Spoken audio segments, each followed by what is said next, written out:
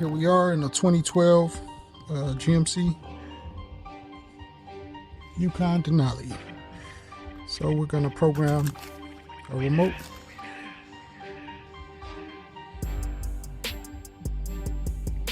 Go down to GM.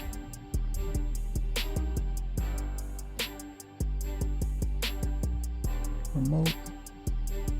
USA.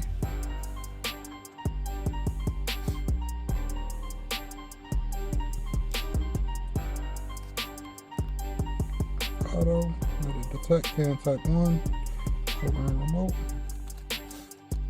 Alright, get that. Press and hold the lock and unlock button on each fob and wait for the chime.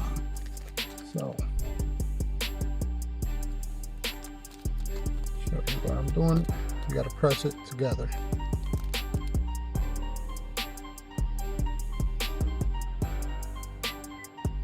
Okay, we just heard the chime. So, like that, reset. Let it finish its countdown, but we all good.